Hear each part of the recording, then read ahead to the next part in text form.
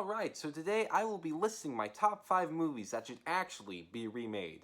Starting off the list is the 2001 kids comedy Cats and Dogs. It starred Tobey Maguire as the voice of a beagle named Lou who accidentally finds himself in a bitter war between the cats and the dogs. I think that the direction that the remake should go should be more of a political statement on the bitter racial divide between the two. I feel like it would be a very timely message, and I think it could really resonate with modern audiences, especially seeing what's been going on in the world recently.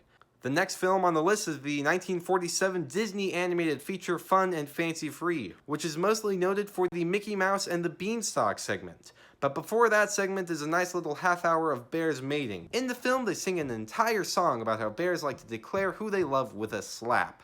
But right after they sing that, they show a very large male bear slapping a smaller male bear. So the obvious choice for the remake is something more akin to Moonlight, as in an Academy Award-winning rom-com about a gay man, or in this case, a gay bear, and the many pitfalls of him trying to pursue a healthy relationship while dealing with a harsh, unaccepting society. The next movie on the list may prove controversial, but while I am in the minority when I say that the movie adaptation of Aragon was not perfect, I feel like a proper adaptation would have a lot of potential. I know because I read the first 20 pages of the first book, Isengard, in like 2nd grade. I don't really remember a lot, but I do remember it had dragons, and dragons are pretty cool, so I think the idea has a lot of merit. The fourth film that should be remade is John Carter, one of the biggest flops of all time that lost nearly $200 million.